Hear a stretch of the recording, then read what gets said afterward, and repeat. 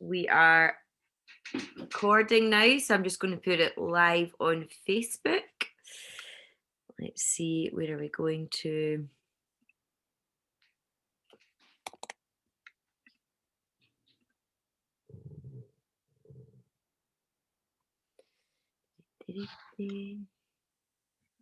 Days.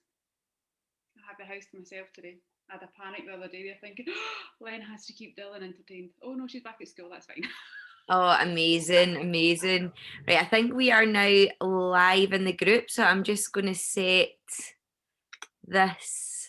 I'm just going to write a wee caption. Interview with Jennifer Pritchard. Okay. Founder. There we go. Right, go. So, Jen, how are you? I am very well. How are you? I'm good. Thank you so much for joining me for this interview. I'm just making sure that everything is up and we're good to go. Just making sure we are good to go. Yeah, I just got a notification to say we're live. Yes, I love it. Right, okay. So I'm going to keep a note. I'm going to try and keep my eye on the actual live to make sure that I can see if there's any questions. Right. But anyway, right, okay. So let's get cracking. Yeah. Because we can use my experience with you and my experience of working with a sleep coach with Bella Rose as a case study. But before we get into that, let's find out about you and your business. Right. So I decided to train as a sleep coach. I think it was maybe about 2.5 years ago, maybe 3 years ago, maybe as long as that now, I don't know. Because my little one, she struggled with sleep. She as a baby, she was all right. She was pretty okay. But when she got to about 2 years old, she was up every night coughing non-stop, couldn't sleep, really upset, really agitated and stuff. And we didn't know what was going on and what was causing it. And it didn't matter what we did, nothing helped. And that went on for about 7 or 8 months. Of 3 weeks, she would sleep absolutely brilliantly. And then 3 weeks, it would be every single night, up all night, getting worse, then it ease again. And so it was like a pattern. And we discovered that she had asthma, and that's what was causing her to wake up through the night. So my husband and I, we worked long shifts. We used to work, not anymore, but we used to work long 12-hour shifts. So having a lot of one working shifts was difficult enough, it is. But then when she was up through the night, it was like even more knackering. You know yourself how tired you were with Bella Rose. It drains you. You can't focus. You start bickering, you start arguing, fighting. Bun fights, as my mum calls them, when we have a real arguments. But so at the time we found out she had asthma, I then seen this advert for this sleep school that had just started and just joined, and sort of had a chat with the founder of the owner of it, and just instantly I knew I wanted to do it. I just wanted to help other mums figure out what was going on with their little one and figure out what was happening. And it's actually been a bit of a journey for me, to be honest, because I started doing it, I qualified, I've been doing it, I think I've been certified now for about 2 years, 2.5 years. And on that journey, I then found out more about reflux. A lot of my clients and a lot of mums were coming to me, their little ones had reflux, and I didn't really know that much about reflux at that point. I could only tell clients what everybody finds out on the internet of feeding little and often, holding baby on the left side because of the way the stomach sits. It's the sphincter muscle at the top of the tummy that causes it, all these kind of things. So I felt like I really couldn't give that extra support. I felt like something was missing and I wanted to figure out more. So that's why I trained to be a reflux practitioner. And at the same time as doing that, I then realised that my training that I did was part of a franchise. It was time for me to move on. There was other things I wanted to move into, other things I wanted to expand and find out about. So I set up the Bear Hub last year. And that was worth it. It's called the Bear Hub because Dylan, that's her nickname, is the bear, little bear, baby bear. So it's named after her. And I called it the Hub because I didn't want it just to be about sleep. I wanted it to be, and I do want it to be, like a community for mums that they can come to. They can get different help, different support for different things. I've got so much like planned for other things that I want to provide and do. And one of those, again, it's like a part of my journey that I'm finding out is my pregnancy was pretty simple and pretty easy physically. But I spoke to you, I had trauma. I had trauma before having Dylan, so I was holding on to that trauma.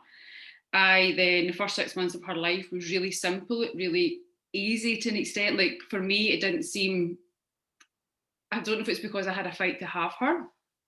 I just did what I had to do. I fed to sleep, I rocked to sleep. At that point for me, it wasn't a struggle for me. But when she was 6 months old, I hit rock bottom. All of the struggles that we had, all the losses, the fights we had to have her just hit me, and I crashed, absolutely crashed.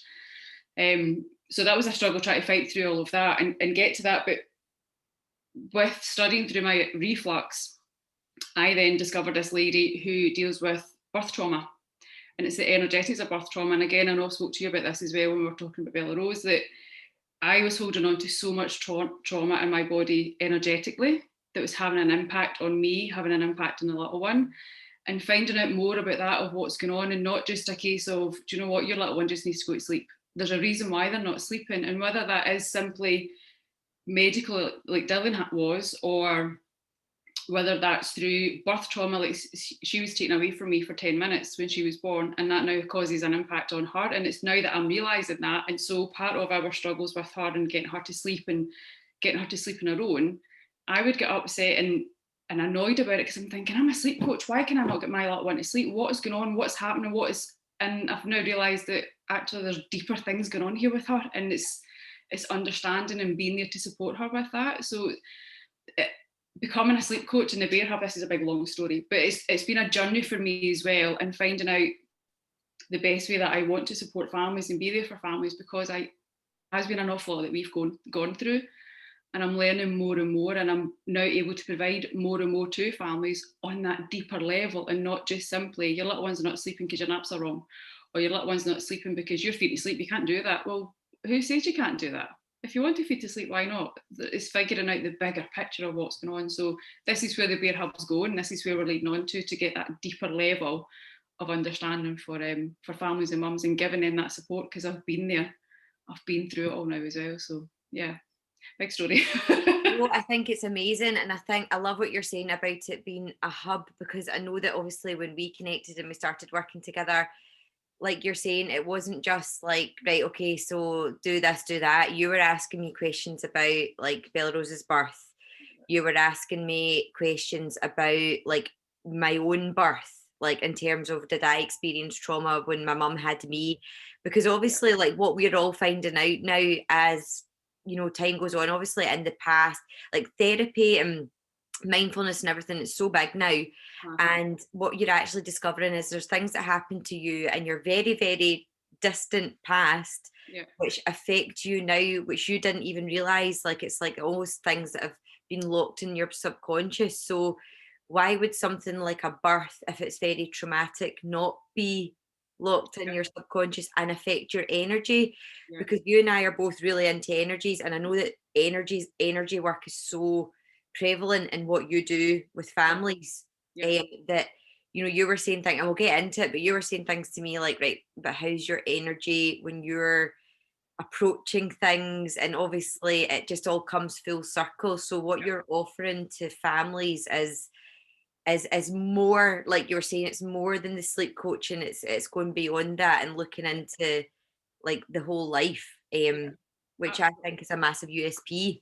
Absolutely, because one of the things that I again, like, sort of been learning and growing it and figuring things out and trying to go deeper is, so one of the things I always say to families and clients when it talks about reflux is a symptom of something else going on, whether that's air in the tummy, whether that's allergy intolerance, whether that's position in utero, anything like, oh, there's so much, again, epigenetics, generations, things going back, all of this can have an impact on reflux. But I'm now realizing that sleep's the exact same thing. It's not just simply my baby won't sleep, there's something wrong, but why are they not sleeping? They're just not a good sleeper, or they're a bad sleeper. There's something else going on. Not sleeping, again, is a symptom of something else that's going on. There's a trigger of something going on. Look, so for example, like one of the things that we spoke about, and one of the things I really want to sort of say is everybody's birthing experience is an experience. There is no right or wrong. There is no, I shouldn't have done this, I should have done that. There's no, and again, you and I have had big chats about this. There is no bad habits. There is no rod for your own back. There is no, oh, if only if I did that, that'd have been better. You do and work with what you know, with what you have at the time. you learn from things, you move on from things, you get more information. And as long as what you're doing is working for you, it doesn't matter what you're doing. It doesn't matter if you're feeding to sleep, rocking to sleep. It doesn't matter if your baby's quite happy to go into bed themselves. It's what works for you and what you want. And that is the number one thing. Don't have this pressure of, again, somebody's little one has 10 foods when they're weaning and my little one only has 5. What does it matter? It's all about the development of baby, what's right for you. But like, so with this sort of the whole sleep thing, when I'm saying about that, it's like another symptom. It's they are holding on to a trigger. So the thing I was talking about with this, like a C-section. C-sections are a choice. Sometimes they're not a choice. Sometimes they're emergency. They're there for a reason. Medication's there for a reason. Everything like that is there for a reason. The thing with a C-section, sometimes when it comes to reflux, if a baby's had a C-section, if they're sleeping in mummy, and this goes both ways, if they're sleeping in mummy and then all of a sudden they're taken out, they don't go through any of the sort of labour, contractions, anything like that, for that wee sort of link to go, oh right, wait a minute, something's happening, their body goes into shock. So they get all tense, so their jaw, head, muscle, neck, everything like that tenses up, which can then make it difficult for them to latch on, whether that's breast or bottle, which then means they can take on air and cause problems with the reflux. It's all of these kind of things that you need to think about when it comes to a C-section. But then also with a trauma side, and again, you can have 2 babies that are born with C-section and they have completely different experiences. And you and I could go, I don't know, go out for a walk to a park, exact same route, but we can have a completely different experience because it's your beliefs, it's your energy, what's going on for you that gives you that experience. So you could have 2 babies that are born by C-section. One can be absolutely fine. One can have that shock and that impact, which then gives them a belief of, when I'm sleeping, I get taken away from mum. So then that can cause a struggle and an issue when it comes to bedtime or sleeping, because they're worried if they fall asleep, they'll get taken away from mum. So it's them working through that process to let that baby realise that that's not going to happen. Mum and dad's always going to be here, and giving them that connection and that emotional support that they need. So it's all of these. It's not just, and a lot of people say that babies don't remember things when they're born. They don't remember things when they're younger. They don't feel, one of the things, I think it was up until about 30 years ago, 40 years ago, I can't remember, where they used to say babies don't feel pain. A couple of weeks ago, Dylan told me a story about when she was 2 days old, and when they gave her the prick test in the heel of the foot. Mommy, why did they do that to me? That was really sore. I'm like, how on earth, where did this come from? They have all this, and it's given them that space to look at that, work on that, and work through it in themselves. I feel like we're kind of going off a complete sleep tangent here, but just it all links in and it all kind of connects with the whole sort of energy stuff and figuring out what is actually the cause of baby sleep issue. Yeah, I'm going on a tangent. No, not at all. Like it's things that people, like, I never thought about. So like your expertise, it's things that like I never thought about. And just like I don't know if you know Lindsay, who does the hypnobirthing. Lindsay.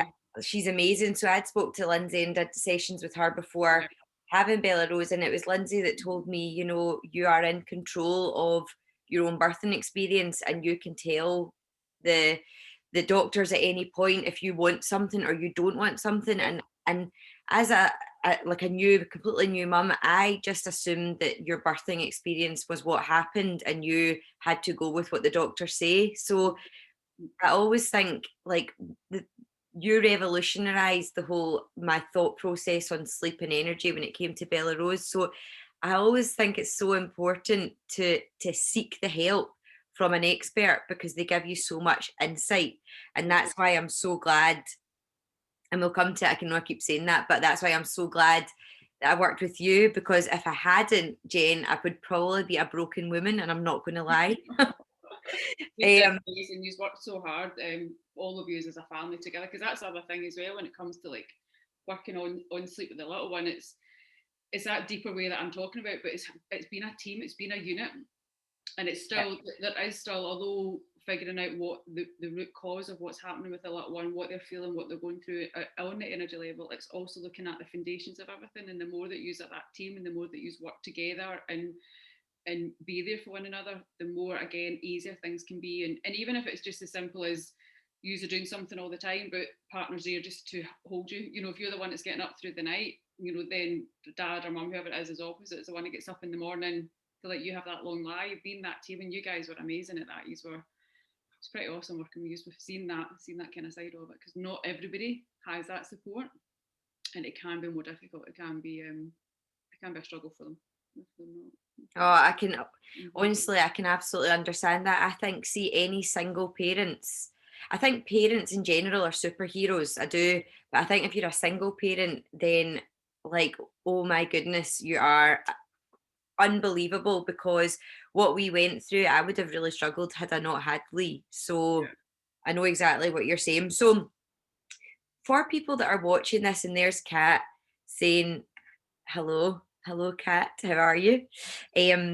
So for people that are watching this, we'll touch on a couple of things before we go into like the kind of case study, if you like. So what is reflux, Jen? Because there might be some women watching this that are pregnant, or maybe a baby's just a thought down the line for them, but they might be thinking, I wonder what this reflux is. So reflux, a lot of times when you go to the doctor will tell you, oh, it's normal, it's a phase, it's common, don't worry about it, they'll grow out of it. Reflux in itself is normal. Reflux is like the regurgitation is normal. That's your body getting rid of the air or an allergen or something that it doesn't need and it doesn't want. So we all have reflux. But what is not normal, and it is very common, 50% of babies in the UK have reflux, and 50% of babies in the America and the US have it as well. It's the pain and the discomfort that goes along with it. Normal reflux, you shouldn't really feel any pain and stuff. Pain and discomfort. It's like you and I having like the hiccups, going, oh, that's coming back up, that kind of thing, and then it's over. When babies are in pain and discomfort, when they have projectile vomiting, when they're just being sick, when they have like bubbles foaming at the mouth, when they are constipated, diarrhea, you can't lie them down, they can't sleep, upset, agitated, rashes, the list is endless as to what the symptoms and behaviours of reflux are. And there is no set list of, right, if you've got 5 out of 10, your baby's got reflux. It doesn't work like that. Every single baby is different. Every single baby presents in a different way. It's mum's intuition, mum's gut, that if you think, there's something not right here, my baby shouldn't be like this, there's something wrong, trust your gut and don't let the doctor say to you it's normal. It's because it's not normal. And so some of the things, there's 3 main causes of reflux, like categories if you want to say, and one of them is aerophagia, and that's basically air in the digestive system. So that can be caused by a tongue tie, because baby can't latch on, and again, tongue ties are often dismissed or missed completely, because it depends on where it sits, it depends on the age of the baby. Sometimes a baby might be born with a tongue tie and they might be checked when they're born or like a few weeks old, but it might not be until baby's 2 or 3 months old when the jaw develops and the tongue, so everything like pushes forward, and that's when you might see the frenulum at the back of the tongue. And the big thing with tongue tie that hopefully things will start changing, and that's the sort of revolutionary plan for reflux, is a lot of people say if baby's feeding, if baby's putting on weight, if they can stick their tongue out, doesn't matter if you get tongue tie, it doesn't bother them. Tongue tie does not just affect feeding, it affects the shape of their jaw as they grow and develop. So that if their tongue can't sit when you're sitting normally, your tongue rests at the top of your mouth. It sits in your palate. If your tongue can't sit up there normally, your jaw will end up being oval shaped, because your teeth don't have the room. The sort of the suction process of the tongue sitting up there makes your mouth rounded. Therefore, your teeth fit in better, your speech is better. Affects feeding. There's so many other, ADHD as well as some of the symptoms that can happen from reflux because of the way the mouth and the jaw all develops as it gets as baby gets older. So it's not quite as simple of they're gaining weight, they're fine, or whatever. There's a lot more to it. Other things that could be a cause of reflux in terms of air is, like I'm saying, if baby is stuck under mum's rib in utero and they come out and they're all twisted, their muscles and their head and their tension is all tight. So again, that might be something where they can't latch properly. So then they're taking on air and stuff like that. C-sections, again, their whole body's all tensed up. And even a sound you might not think about it, but crying and laughing can take on air. So all these kind of things if baby's got reflux. But then you've got the other side of it that could be an allergy or an intolerance. Yeah. Because and your breast milk will never, ever cause reflux. Do not let anyone tell you any different. Breast milk cannot cause reflux. What you're eating that goes into your breast milk can be the cause of it, as in because it's the allergy or intolerance, but breast milk itself is not the cause of it. So if you're told by a GP it's your breast milk, you need to stop. No, it's something you're eating that could be the cause of it if it's an allergy or intolerance. So it's looking at that kind of thing. And then the last sort of big picture, and like there's lots that fall in between these kind of categories, like I was saying, to do with like epigenetics and antibiotics, all these kind of things that can have mum's gut microbiome as well when falling pregnant and being pregnant and birth and stuff like that. That can all have an impact. But the last big one is like physical impact. So things like pyloric stenosis, which is, if you can imagine in your head a picture of your stomach and you've got the big, I don't know what way that way for you to see, the top valve is a sphincter muscle. And that's the one a lot of people say it's weakened.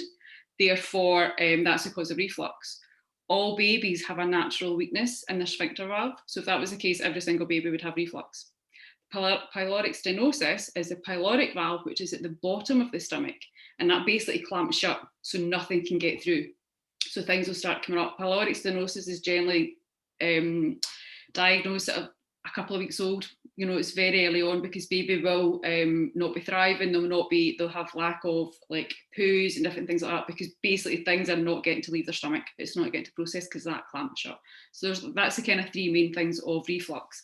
Colic as well is another big thing that they don't really give a diagnosis for, and quite often if baby's really upset at the beginning, they will wait until baby's like 3 months old and then say, oh, actually maybe it's reflux that they've got. But colic is a big one that if baby passes wind, you see a massive relief. So colic, there's not research evidence as such, but there's evidence in that when you see your little one pass wind, they have that automatic relief, which then suggests that it's something to do again with the digestive system, of not being mature, so they're not able to digest what's going in their tummy. Yeah, so 100%. And you you are a reflux specialist, Jen. So that is something that you like. Yeah. That's because I remember when we first connected, that was something you've got like a really in-depth questionnaire, and that's something that you try to get to the bottom of right at the start of the process, isn't it? Yeah, that's it. So the big thing when we were starting to work together, and like I know we'll start talking about going to the case study, but I always get families to do that app because it gives me that big picture. It lets me see in a day-to-day what's happening and see the process of it. But if a little one is waking up at night and they're up for like 2 and 3 hours straight, there's something wrong with their tummy. And that was the big thing that we knew with Bella Rose, that there was something. And so trying to figure that out of what was going on and what was what, because she was waking up and she'd be up for a couple of hours, or she'd be up and down for a couple of hours solid straight. Whereas if they're getting up and you're able to settle them back to sleep, and then they sleep for another couple of hours, 2 or 3 hours or something, but they're only taking 10 or 15 minutes, then that's more inclined of there's a separation anxiety going on there, or there's their naps maybe during the day, because you can either be sleeping too much or not enough in the day, which can have an impact on night sleep. There's like lots of other little things like that could be going on and causing it. But the key, if they're up for that 2 or 3 hours, there's something else going on. And that's it. So it's looking at, again, the wider picture again of, right, where are we, what's happening, what we're eating, what we're doing, what we're missing. We need to find that soon. And that we noticed instantly with Bella, like Bella Rose, within a day or two, she started being happier and more comfortable in herself, and we kind of figured that part out. Yeah. Absolutely. So I'll give anyone watching just a kind of overview of my situation then, Jen, just so that if there's anybody in a similar situation. So I was kind of always of the mindset that Bella Rose would sleep when she needed to sleep. Like, we would go out and about, and we would just, obviously when she was 9 weeks old, the first lockdown came about, but we would still go out and about for walks. We would still do different things. I didn't have her in a set routine. And from about until Bella Rose was up until 9 months, that really did work for us. So she would sleep through the night. She was absolutely fine. She would nap when she needed to during the day. I've never been the type of person who read all the books, like read all the baby books, did, because I think like work takes over sometimes, and you're just finding time being a new mum. So I was just kind of like just letting it all happen, and we were getting on absolutely great. And then when Bella Rose hit 9 months. Now, this is something, and Anne Marie, who is tuning in, mentioned something in her comment below about being dismissed by her health visitor and GP. I think this is something that must be so prevalent with new mums, because the first thing that you said to me, I think by the time I came to you, Jen, I was quite broken. Like, I hadn't had a full night's sleep in 4 months. And we're not just talking about like up and down, like putting the dummy in. We're talking about, like you said, being up for hours at a time. And like, so by the time that the morning comes, you're actually like, I actually felt like a different person. But as we all know, sleep deprivation is actually and has been used as a form of torture. So it does mess with your kind of mental health. Absolutely. But you had said to me, what's your gut instinct on it? And by that point, I was like, I feel like I've lost my gut instinct, because I'm trying everything with her. Like, I literally don't know what's going on. But right back at the very beginning, I always combi fed Bella Rose, which was a good thing, because we had issues with latching. So she was combi fed up until about 6 weeks, and then she went straight on to formula. Now, I said to my health visitor right back at the very beginning, she acts differently after she has milk. Could there be something that... So Bella was never, as a newborn, never really napped during the day. She cried a lot. And people would say to me, oh, she's just a wee sparkler. And I'm thinking to myself, and I said to my mum, I was like, there's something not right. Like, she's acting differently when she has milk. But my health visitor was very much so like, I don't know, I felt as if I was a wee bit like, yeah, no, it's not that, try this. Don't know anything, it's fine, Yeah, very much so. And even to the extent that Bella Rose started getting really, really dry skin. And I'd said at that point, she's getting really, really dry skin. And then the health visitor had said, stop using like whatever cleaning products you're using, because newborns don't really need soap and stuff like that. But I was using that Child's Farm, like the really like baby friendly stuff. So I'm like, right, but we're talking about proper dry patches on our skin. So anyway, at this point, then 9 months hit. We went to Centre Parks, and this was when lockdown was over, but you were still having restrictions and stuff like that. So we went to Centre Parks. Bella Rose started getting her first 2 teeth down the bottom, and she got her first cold because we had been in the pool. And by the time after that, when we got back from Centre Parks, never again for 4 months did she sleep through the night. Like, I don't know if it's a combination of different things. So we were actually, and like, I remember giving you like our list of bad habits, but we would lie Bella Rose down on our bed to get her to sleep, give her a bottle, lie her down. It would take an hour of her lying down on our bed with us. We would lie next to her till she fell asleep. Then we would put her into her own cot. And then obviously she was up frequently throughout the night. Now, Lee's in construction, so based on different guidelines, he's been able to work, he's been able to not work. He's started stopping based on the government guidelines, but it was me through the night. And I remember like actually like hating him a wee bit, like actually being like... That's the thing. When you're exhausted, you start having that resentment. You start having that like I remember, like, again, it wasn't when Dylan was a baby. It wasn't like a major, oh my days. I never felt at any point of months and months on end like you were. So for me, I'm grateful for that. But at the same time, the nights that she was up and I was feeding, it'd be a bun fight with Len and I of how many times you up last night? Well, I was up this. You do, because you're exhausted, and it's not until you later on you realise, you think, oh my days, what on earth have we been doing? So you do get it's a natural thing that we all feel that resentment. Yeah.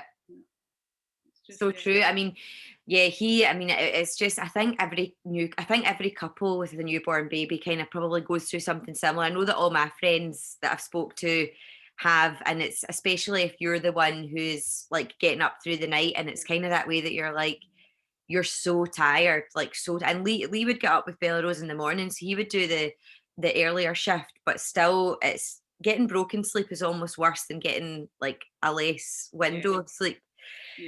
So anyway, so by the time that I messaged you, I was like, I really, really need help. And I remember my mum saying to me, because obviously sleep coach is a wee bit of a new phenomenon in the UK anyway, and I remember my mum saying to me, Oh, I mean, babies just, I mean, this is, this is part of being a mum. Like, a lot of babies don't sleep. Your brother never slept properly until he was a year and a half. And I remember thinking to myself, that's not going to be me.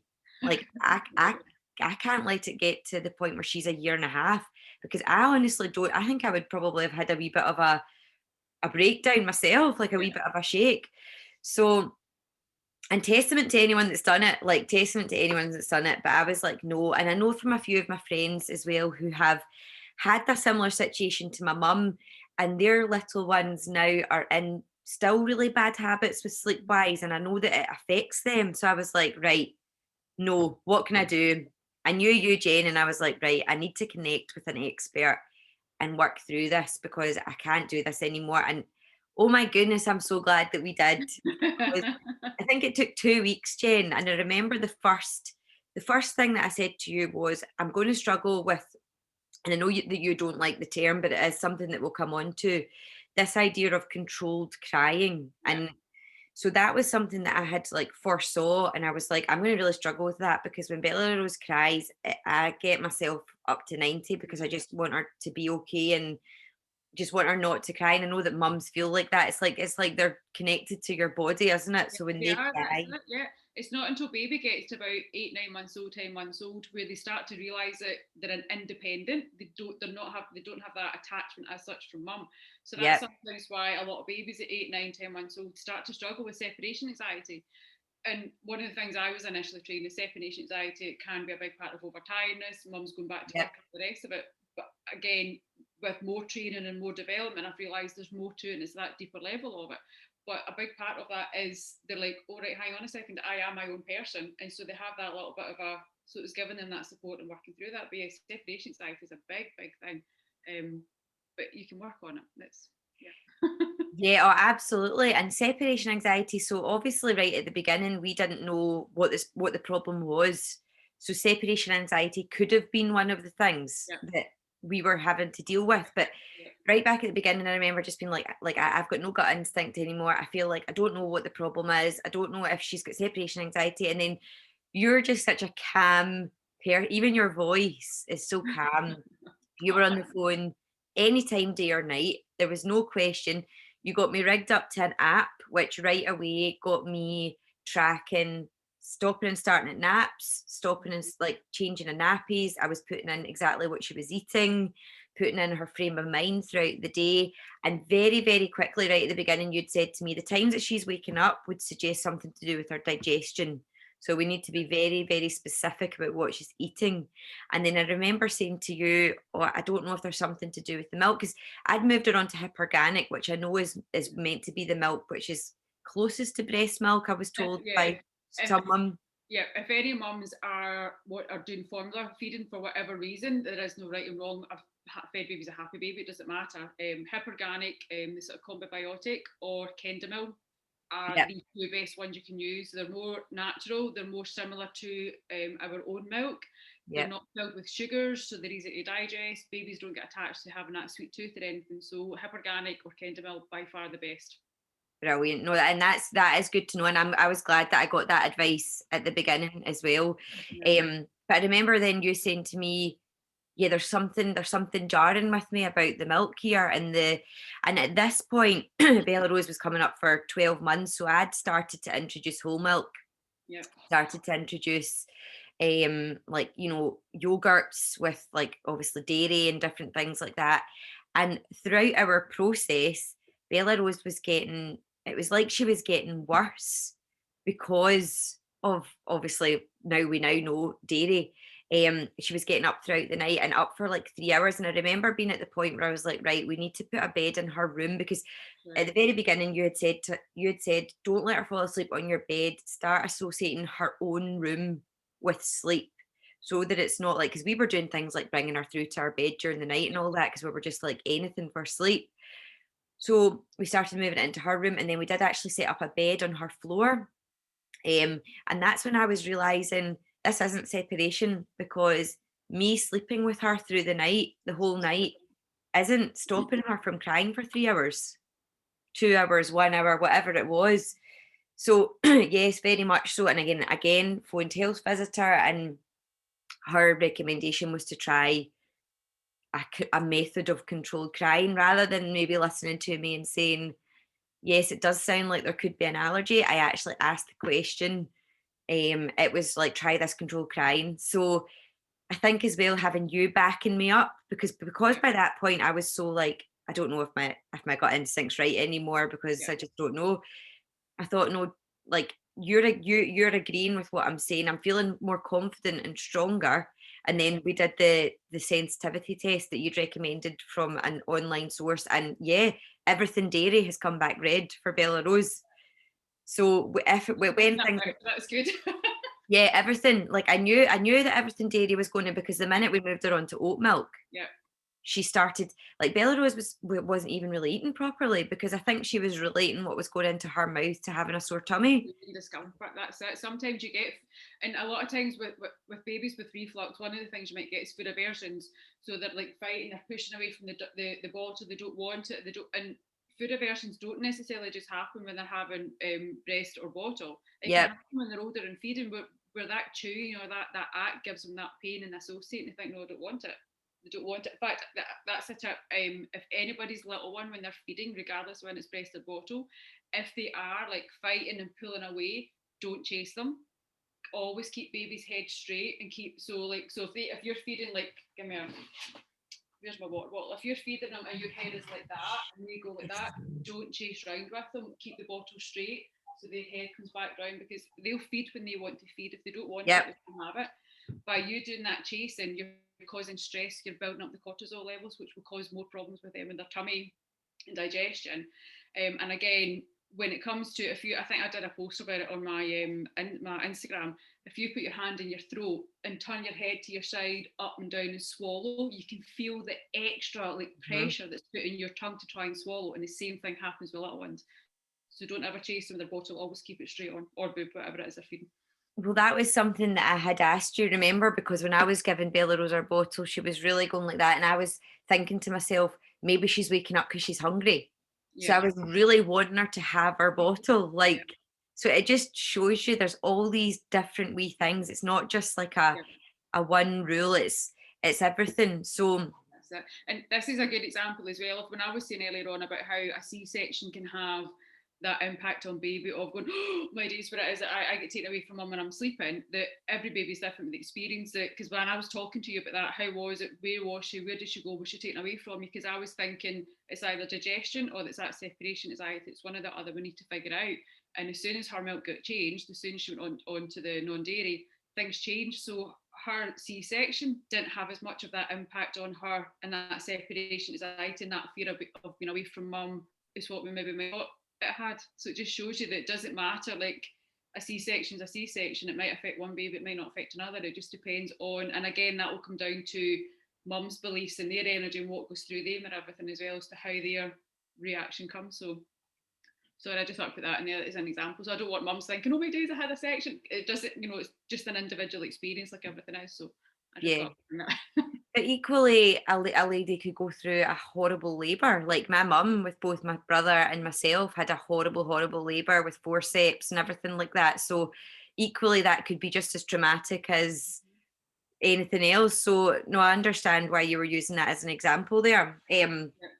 But no, I think what I and this is what I'm saying, because I kept a diary on my Instagram, and I had so many messages from, like, so many. I've never had so many messages on Instagram in all my life as to when I was keeping my sleep diary with Bella Rose. And this made me realize just how many women and Yeah, men and parents struggle yeah. with sleep. And It's such a bad thing. And it's the big thing that, again, you and I had a big chat about it one day on the phone, that sleep coach is a new thing. Definitely down south London wise, it's getting more popular. Definitely up in Scotland, Glasgow, it's still like a fairly new concept. But the big thing is that it doesn't matter what you do. If you want to feed your baby to sleep or rock them to sleep, or if you're getting up 5 times a night and you're happy to do that and it's working for you, that's absolutely fine. There's nothing wrong with doing that. And there's nothing wrong with how things are, as long as it's safe and it's working for you. But if you are getting up once a night to feed your baby and you're like, I can't deal with this, I'm exhausted, I'm absolutely wiped out, then that's okay as well. Everybody has different levels of what they can cope with. And it's not, it's not giving mums a hard time for whatever it is that they can cope with, because you don't know what else is going on in their family life, or what else they're dealing with, or what else is happening. So supporting them, and when they need that support and at what time they need that support, and knowing that there is support out there if they want it. And the big part of what I like to do, and you've said that, I will never turn around and say to you, oh, you're at it, you didn't have 2 hours sleep last night. Everything you tell me, I will believe 100%. And I will support and back you 100%, because you are your baby's expert. You know them inside out. So for somebody to turn around and say, do you know what, that's normal, it's fine, or oh, really, seriously, is that what you're telling me? Well, no, if you're telling me that, that's what happened. Yeah. So let's figure out why this is happening, what can we do to help you, and what do we need to do, what support do we need to give you? Because this, if you're upset and it's not working for you and it's affecting you, then we need to do something about it. I know, because I remember sending you a voice note one day, and I was like, this isn't working. And this was, I think, at the peak of the issues with dairy. And I remember being like, Jen, I feel like we're doing everything and nothing's working. And I remember you messaging me back and just being like, right, how are you and yourself? You're sounding not strong. You're like, don't lose your confidence. And as much as, like, I think that's why I like the term sleep coach, because it really is, although the baby is the subject, and you're having to instill good habits for them, it really is coaching the parents, isn't it? Because it is such a team effort. And I remember Lee being so much more positive than me about it, and me being like, oh, she's not going to sleep through tonight, and I remember Lee being right, like, I'm going to go in tonight and I'll put her down, because again, about her picking up on energies, and if I'm really low and thinking, and she's feeding off that. So it did all come full circle, and actually when I found my confidence back, things totally changed, because it was in line with the dairy, it was in line with everything. So the big thing for you when everything changed and you get your confidence back is you knew to trust your gut. You knew what you were feeling, what you were thinking yourself is 100% right. And so one of the examples of trusting your gut, when I'm talking about the energy levels and looking at everything, the first 7 years of your life is when you have your beliefs, when you have your emotional responses to those beliefs. And again, we had this chat about it, that it's not necessarily something that will happen to you every single day, or something that's drummed into you when you're a little one. It could be a simple experience that happens that you think, oh, right, wait a minute, and then that's your body has taken that energy of that belief. So one of the things, like, I am 40, I'm in my intuition cycle, and then intuition cycle takes you back to when you're 5 years old.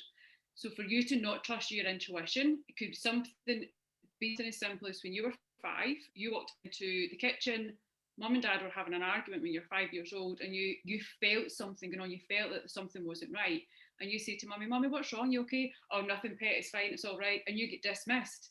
That then that in itself can then give you that belief of, I can't trust my intuition because I thought something was wrong and I got told it wasn't. So then that for the rest of your life can knock off your intuition. Simple act like that. So when you got your confidence back, that gave you that big boost of, do you know what, I can trust myself, this is right, and I knew what I was doing. And this is a whole big thing, that why whatever mum tells me, I will 100% believe. I'll ask them about it, I'll go deeper on it, because you are the expert in the baby, you are the expert in yourself, and trusting your intuition, being confident. And like one of the things that I've always said, that you need to be confident in what you're doing, and you need to, whatever you're feeling, baby will pick up in those emotions. But it doesn't necessarily even just mean what you're feeling, like as in if you're upset, if you're tired, exhausted, if you're like stressed out your head, baby's going to be stressed because they're going to feel it. If you're sitting, and again, I'd say to you, when you're sitting putting baby to bed, zone out. Don't think about anything. Because if you're thinking, I need to go and do the washing, I need to get lunches ready, I've got this email to send, I've got that to do, although you might not realise that all of this is buzzing through your head. So you're like, oh, right, minute, go to sleep, I need to do this. Baby's going to be like, not a chance. Because they're going to feel that energy off you and they're going to buzz off it. Therefore, it'll be more difficult. So the more you can just go, enjoy that moment with baby, the quicker baby will fall asleep and the easier things will move on and the more relaxed everyone will be. So all of this, it's bringing it all together of not just having to get this quick, they need to go to sleep because I've got this to do. Just enjoy that moment with them, and it makes it far easier. Yeah, oh, definitely. So Jen, let's talk about, so there was a checklist of stuff basically. I mean, Lee and I were doing so much, and you wouldn't class it as being wrong, but like Mhm. we were doing so much which would probably have fought against Bella Rose getting into a good sleep routine. So for example, I've noted them down. The room temperature, our monitor, our wee visual of her Yeah, actually was reading like 4 degrees hotter than the room actually was. yeah, because you were worrying about that, weren't you? I was really worried about her overheating, so I always didn't really have a lot on her based on what the temperature was, but actually that was 4 degrees. So we bought a different a thermometer to Yeah, make sure we were getting that right.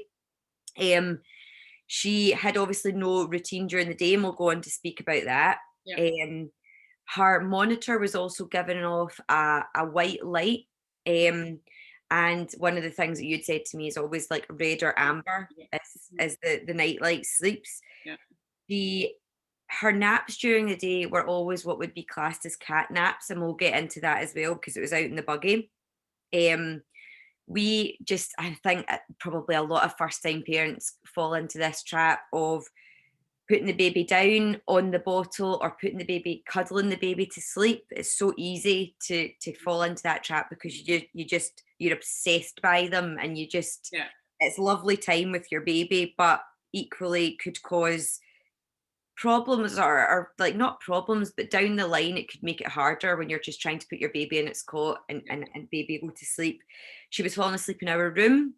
We were taking her into the bed through the night. If we'd been up all night, we were just like, right, she's coming through. So she was then getting used to sleeping with mum and dad.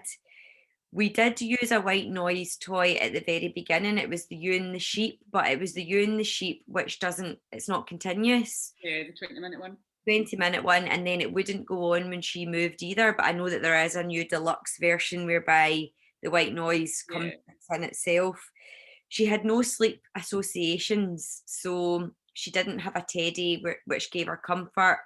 Um, and she didn't have like the same, she did have a bedtime routine in terms of like she would have our dinner, and she would always have a bath, and then but after our bath sometimes we would take her downstairs and then have a wee play, and we weren't conscious of play that wasn't like excited play, like it was, we weren't conscious of the difference between play that was quiet play, like maybe cuddling a teddy or reading a book, or we would maybe be playing things like hide and seek and yeah, stuff, which gets the baby yeah, cortisol, I think is yeah. what you're. Yeah, but yeah, it builds up that it's the cortisol and adrenaline when they get excited or get overtired. It's yourself when you get the butterflies, you get that excitement, and you're like, oh, and you're buzzing and everything. And so when little ones get overtired, they get these hormones coming through. So, like for example, a toddler might be running around, 2, 3 years old might be running around at 7 o'clock at night. You think, look at them, they're no way they're exhausted. They're absolutely like full of full full of beans, hyper. They're overtired. It's the hormones that are making that happen. So when you're doing active play and exciting play, it gets them excited and it gets these hormones. So therefore, it makes it. You need to then have that time to calm down to Yeah. let them settle before then you go to sleep, because it makes it difficult for them, makes it harder. Yes. Yeah. Oh, absolutely. And that was all a total education to me from what you were saying. Like the overtiredness thing's hard, isn't it? Because at the beginning, when you don't really know about it and your baby is roaming about, I remember like just before Christmas, Bella Rose, she'd woken up, she was waking up about 4 or 5 times before we even went to bed, and I remember one night just being like, let's just bring her down, like she's just not going back to sleep. And I remember watching her crawl about the living room at 11 o'clock at night, and she was high as a kite, and thinking to myself, this baby is not tired, but actually it's the exact opposite. Opposite, complete opposite. Always.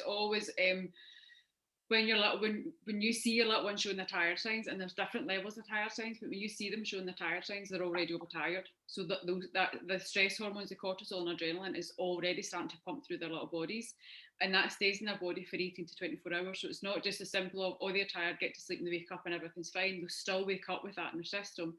So the longer they're going on with being overtired, not napping, stressful, the more this is building up their system. And again, if there's been a stressful pregnancy or a stressful birth or anything, babies at that point, baby gets a build up of cortisol in their system, which again stays on, and and one of the big things just now with the pandemic is mums are going through pregnancy, they're going through birth and things like that on their own. They're so stressed out. So if baby for 9 months in utero and mum is stressed and unsure and worried because of everything that's going on and all the rest of it, baby then ends up getting that sort of addiction to cortisol because it stays in their system for so long, so they're looking for it. So this is the things that I'm looking to move in with the Bear Hub and training, is to try and work on this with family to try and eliminate and give that support to babies, so that, like, so when I was talking about the cycles with it, I'm not about talking about the cycles when babies born just now, because they're born with having that addiction of cortisol. Come 7 years old, they're numbing out. They don't know what's going on. They don't know what's happening because they're like not sure of the world round about them.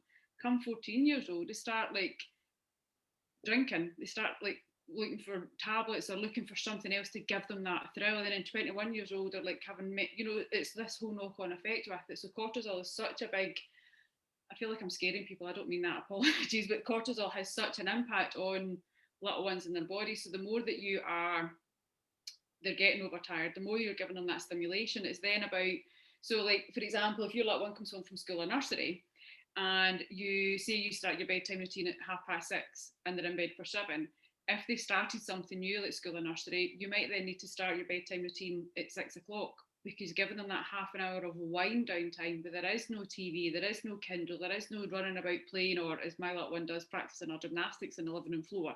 There's none of that. It gives them that time just to settle themselves down, relax, and then like starting the bedtime. So come 7 o'clock, they're not like going all over the place. They're a wee bit more settled.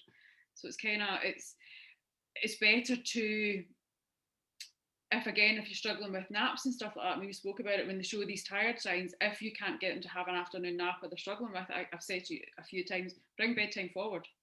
Don't think bedtime must be 7 o'clock at night. We can't have it any later than early. It must be 7 o'clock. If you've had a really, really busy day, if you've been out and about, if little ones had so much excitement or their naps are off or something's happened, bring bedtime forward, 6 o'clock, 6:30. It's better to do that and then get them to sleep better at night time than think, actually, no, I'm just leaving at 7 o'clock, because then they'll not sleep through the night. Because I hear a lot of people saying, my little one wakes up at 5 o'clock in the morning. Instead of putting them to bed at 7, I'll put them to bed at 8, 8:30, and then that way they'll sleep through. That will not make an ounce of a difference. They'll still wake up at 5 o'clock in the morning, and they'll probably wake up more through the night because they're so overtired. Early wake ups are generally caused by this overtiredness. And when baby wakes up at 5, they don't have the sleep pressure.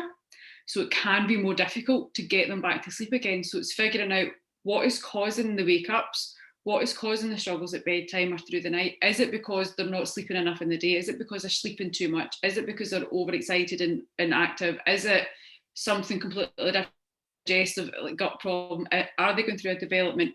What is the thing that's making that happen? Let's fix that, and then we can work at, because again, something happens 3 days in a row, it becomes a habit.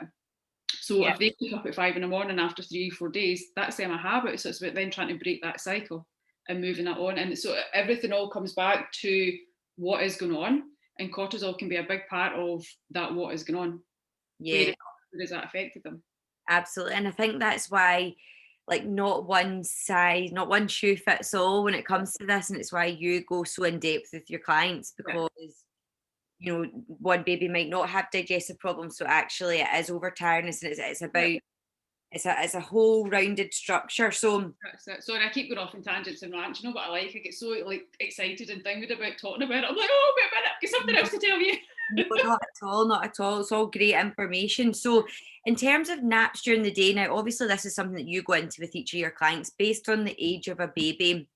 There's rough guidelines for how much that they should be napping during the day, and then obviously in terms of like an average sleep from during the day and at night as well. So when we caught up at the age of Bella Rose was at, you gave me the guidance of, right, we should try for a morning nap, and then we should try for a longer afternoon nap. Well, it kind of depends. I know you never really put too much pressure on us for that, but you were like 2 naps during the day and then obviously down hopefully for a 12-hour sleep.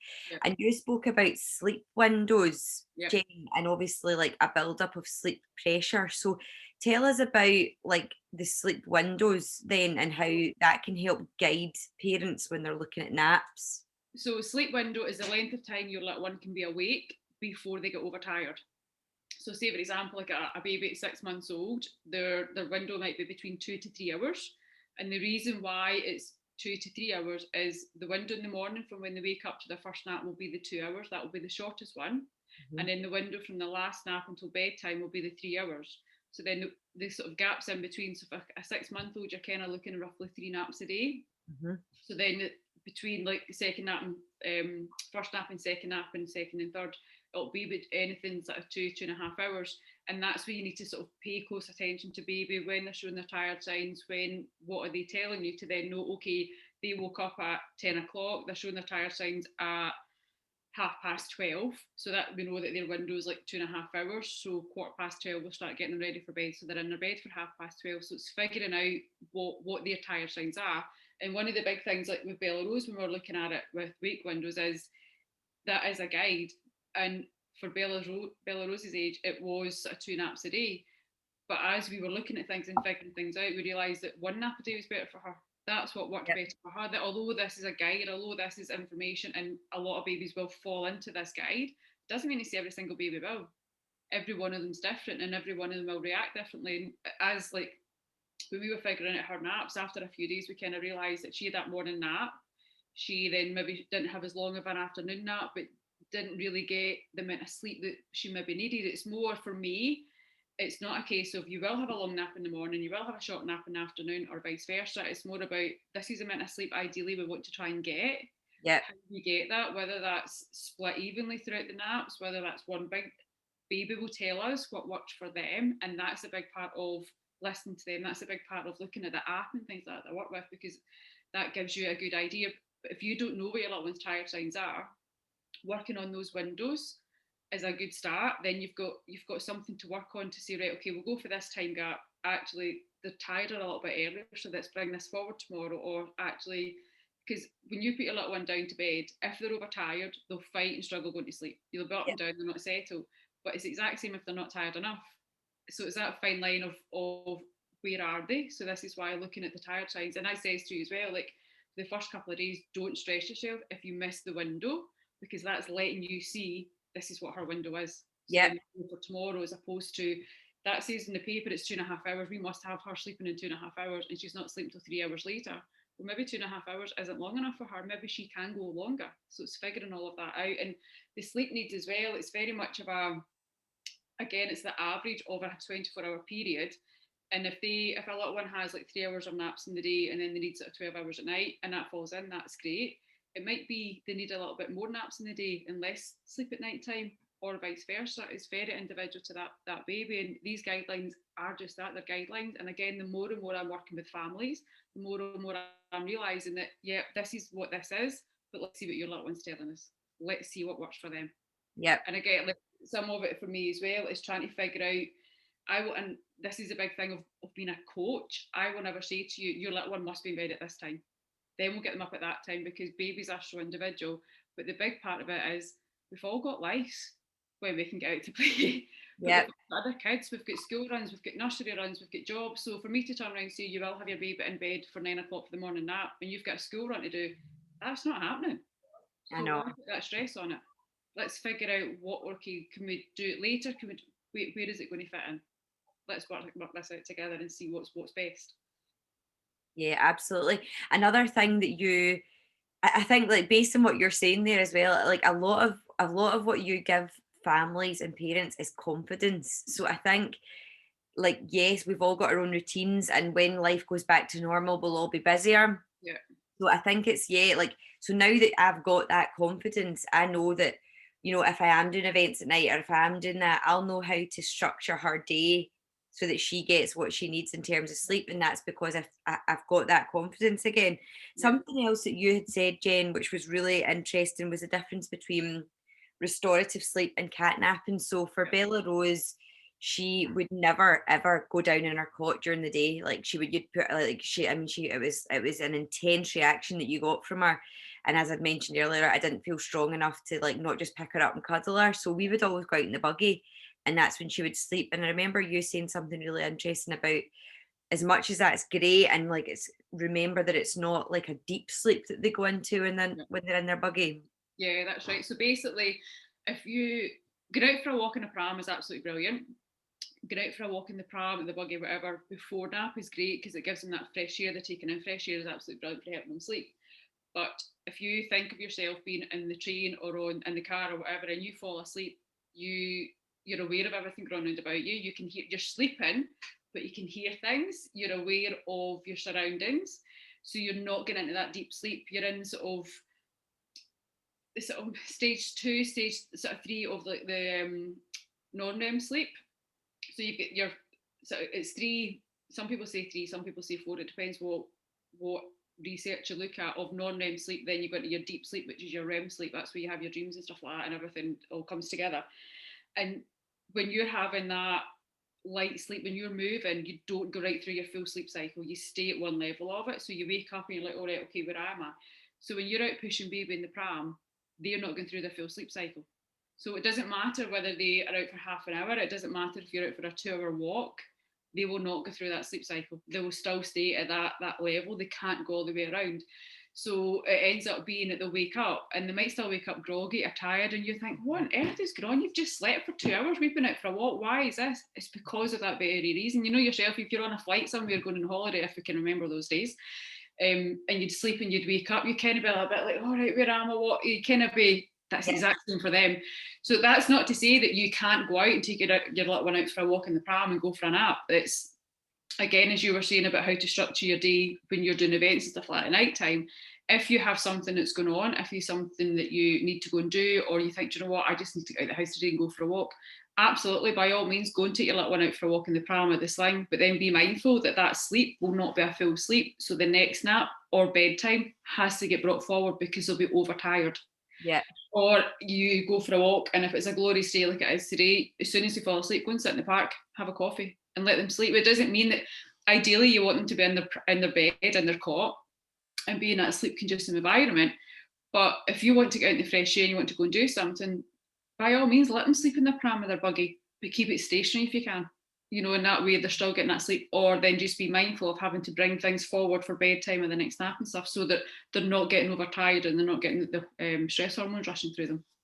Yeah, no, it's such great advice, and for people that don't know, they don't know. Yeah, So I was the exact same. I used to take Dylan out for walks and stuff like that, or I would take her up to, like, I was like you with her. I just did what we did. We didn't have that set routine of getting up at this morning, because like that, I didn't know any different. I just did what I did because I thought yeah, that's what you did. I fed to sleep, I rocked to sleep. I did because I just thought that was normal. I thought that's what everyone done. And again, like you, I didn't read up in the parenting books or look for sleep. I didn't know anything about that. I thought the sleep coach was an American thing because you hear it in American TV programs and stuff like that. And so you just go on with it because you think that's what you have to do. And there is support out there, and there is nothing wrong with doing what you're doing. If it's working for you and you're happy, carry on doing it. It's then when you get the information, think, actually that makes sense, and you start seeing light bulb moments of figuring things out and thinking, actually that's why they're doing that, because I'm doing X, Y, and Z. So okay, do we change it? Do we not? Well, let's see what works better and what doesn't work better. There is no. I know I keep saying it, Laura, but there is no right and wrong. There is no no, bad at no, all. absolutely, absolutely, and I know that from my own experience versus a friend's experience, my mum's experience. So I know that everything's different. Yeah. What age would you suggest, Jen? So as I'd mentioned, we never had Bella Rose in a routine up until we started working with you. So say someone is a new mum, and like obviously we know that you can't put a newborn into a routine. They just start finding their feet with everything. But at what age can you start to be like, right, I'm going to seriously now start timing the daytime naps? I'm going to, like, roughly what age should parents maybe So be more mindful of it? there's a difference between a routine and a schedule when it comes to little ones. Okay. Massive difference between a routine and a schedule. A schedule is your times. Your schedule is, we're getting up at this time, first nap is that time, bedtime is whatever. That will not happen until baby's about 6 months old. Okay. The wake windows, because of the wake windows will extend as the day goes, as baby gets older. So once they get to like 6 months old, maybe 5, but 6 months old, it's more like the sort of 2-3 hours. So you will be able to have that, right, we're getting up at 7 o'clock, first nap at 9, whatever, you'll be able to figure that out again. What keeping when you wake up in the morning, have the exact same time you wake up at, give or take 10 or 15 minutes, but don't like one morning up at 7, next morning up at 8. When they're starting to get to that age to be in a schedule, the more that you stick with those times, they will absolutely thrive on it because they know what's happening. They love that consistency with it. So that'll happen about 6 months. But your routine, it's kind of split in two. The routine is the sequence of events that you would do before a bedtime nap, or before bedtime or nap time. So it would be like for bedtime, say you're having a bath, have a baby massage, have jammies on, bottle, story, whatever it is, but that sequence of events, that routine stays the same. Your nap routine will be a shorter version of bedtime. But when it comes to like a daily routine with like newborns, there isn't, you can start it as early as you want, because again, with that, a newborn wake window is kind of like 45 minutes to an hour, is as long as they can stay awake. You know, newborns are sleeping for like 18 hours a day. Yeah. But the routine side of it, as in your sequence of events, there's nothing wrong with you starting that when they're born. There's absolutely nothing wrong with that. In terms of a routine of waking up at this time, having a nap at that time, that will not happen until 6 months old. But Okay. you can start implementing a bedtime routine where they do the bath. And I don't always, again, I said this before, when I talk to my clients or my families about their bedtime routine, I don't include a bath in it because not everyone wants to bath their little ones every single night. And also, if for whatever reason you're running late or something happens and you think, oh no, I need to get them bath, I need to do this, you either one, upset the routine because you're not bathing because it's so late, or you need to give them a bath, which then makes their bedtime even later, more overtired. So I don't tend to, if mums or parents want to include a bath in their bedtime routine every single night, by all means do it. Yeah. I give them that choice. I always start my routine from getting ready, like jammies on, nappy changed, that kind of side of it. So that there's nothing wrong with starting that when baby's born, when you're getting them ready for bed, even if it's as simple as doing it at bedtime, because you might feel that all you're doing is getting ready for bed, nap and feeding, ready for bed, nap and feeding within a newborn, because your window is so short. Even if you start that for bedtime, there's nothing wrong with doing that as early as a week old, 2 weeks old. Their sleep is very unpredictable with newborns. They might sleep for 20 minutes, 1 minute, like in the morning, and then sleep for 3 hours in the afternoon, and then, or they might just have constant 20-minute sleeps because they're not born with a circadian rhythm. That doesn't start to develop until like 9, 12 weeks old. So it's very unpredictable, and that's normal. That's okay with it. But there's nothing wrong with starting a bedtime routine with them. But don't be put pressure on certain times for naps at that age. No, and I really also like, as you mentioned it and what you said there, when some of the great advice that you gave us when we're talking about routines and then nap routines and your nap routine being a kind of slimmed down version of your bedtime routine. I think that has been really key for Bella Rose. So we do the bath, we do the the dinner, bath, bed. We've got a routine for, but during the day when she has our nap, again, it's like the lights are out in our room. We read the same book, which you had recommended to us. Our wee lamb's on with the red light, and the white noise machine is on, and she's got her Wriggle Piggle. So they are all now, the minute that situation is presented to her, it's as though, like, I can literally put Bella Rose down in her cot now and say, good night, love you, and walk out the room, and she just lies down. Yeah, when you have that routine in place and that's consolidated and you know what it is, and baby gets used to that. Sometimes when you're making changes or you're adding things or you're trying to figure out what you're doing, you can end up taking a few steps back because baby's like, oh, hang on a wee second, wait a minute, what's going on? This is a wee bit different.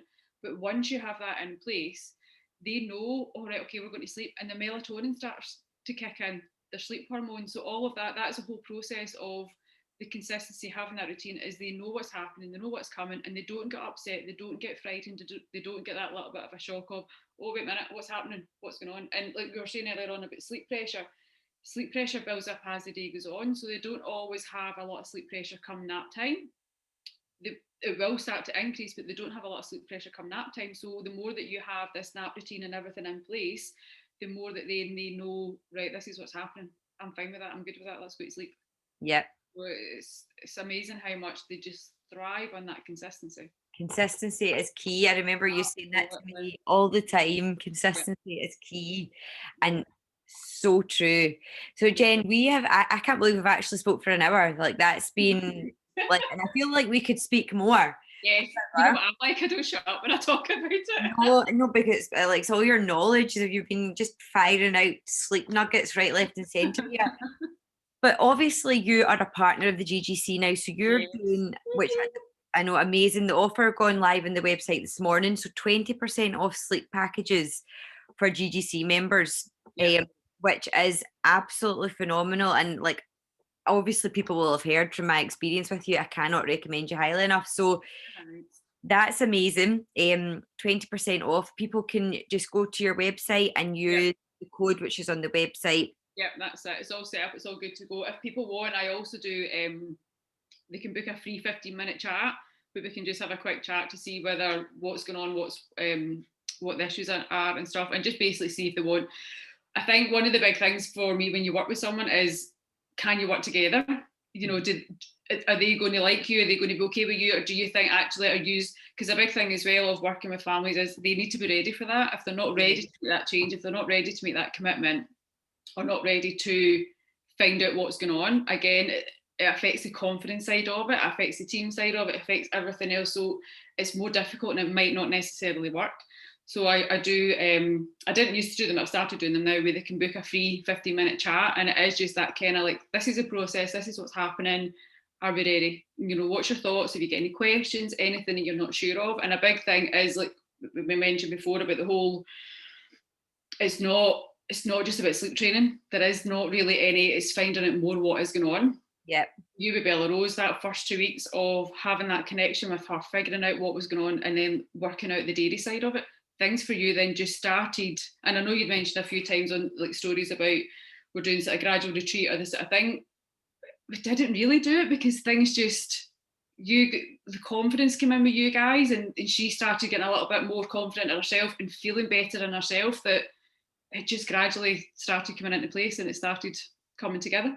Absolutely. And I know that we did mention that, like the tools. So we won't go into them in depth because you will give people the tools, but there are things like the retreat method. So there's different methods of putting your baby down without rocking them to sleep. And it's a gradual process. It's so that baby doesn't become too alarmed. You're maybe still in the room, but you're closer to the door. And that's all things that the tools that you can give your client. But that was something that I was initially worried about, but actually we didn't even really need to do it at all, because and this is a whole sort of the new kind of way, or the new sort of method. I'm kind of more sort of like, I was trained in the traditional sleep training of all the sort of techniques and stuff like that, and they're still there and I still have them. But the more that you find out what is causing a sleep challenge, with Bella Rose, it was a chummy. We sorted that, and then things started coming into place. So it's more about looking at what is causing this challenge, what is causing this issue.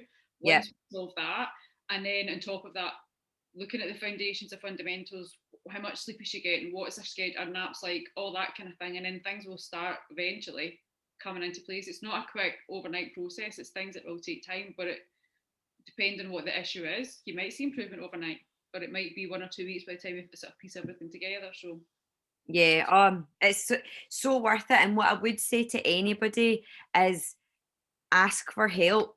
So yeah, there is, like, my mum was very much so, like, as I'd mentioned, Laura, this is just part and parcel of being a mum. And I was just thinking to myself, no, like, I need help here. And yeah. then I asked, and it's been one of the best decisions I've made, because for the past month we've been getting sleep all through the night. So yes, amazing. So Jem, listen, thank you so much for taking the time to Thank you for chat. having me. It's been awesome. Thank you for the offer as well, so that Yeah, anybody that's watching this on replay, any new mums, or any mums that are currently going through things, then they can come to you and yeah. take advantage of that offer, which is amazing. Perfect. Yay. That is so good. Right, okay. So I Thank have you so much. no, thank you so much for chatting, and we'll speak to you soon. Bye. Bye. Right, I'm just going to stop this.